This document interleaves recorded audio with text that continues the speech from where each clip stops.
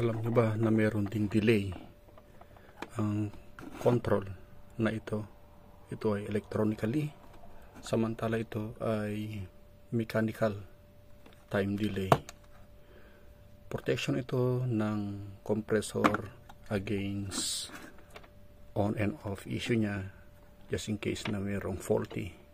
Tingnan nyo guys kung may delay siya sa ngayon. Power on natin. Delay activation ng compressor. 2, 3, 4, 5, 6, 7. Okay, meron lang siyang 7 seconds at i-on niya.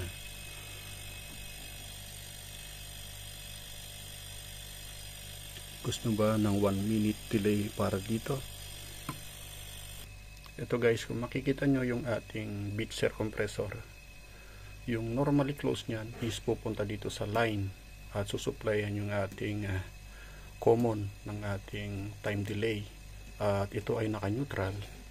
Once na nag-send ng signal ang ating Dixel, ito magsesend siya ng Dixel, magsesend siya ng signal at bubuksan niya yung solenoid valve natin. Kapag nagbukas na ang ating solenoid valve at na-energize naman ang ating line, yan papunta sa ating low and high pressure switch at matitrigger itong ating overload.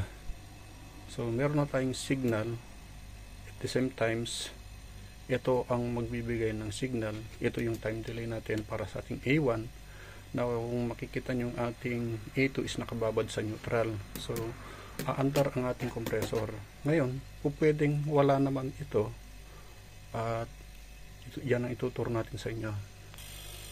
So ang gagawin lang natin mga idol, if ever na wala kayong time delay, gamitin natin yung time delay ng control.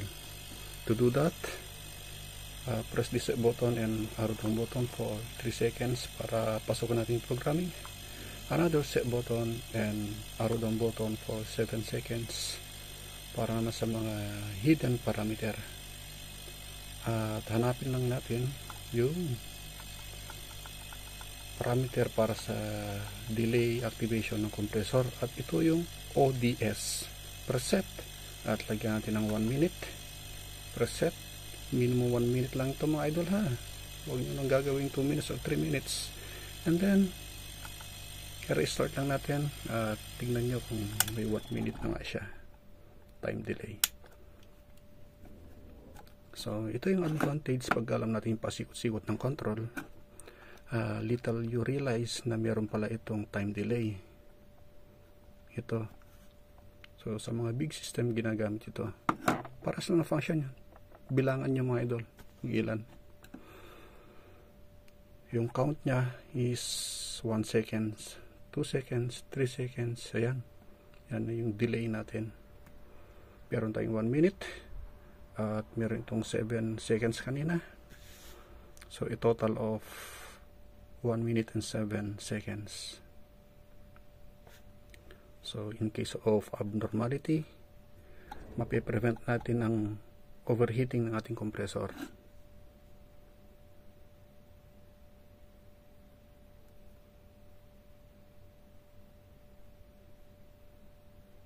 At ang Dixel natin is XR60CX. Ayan.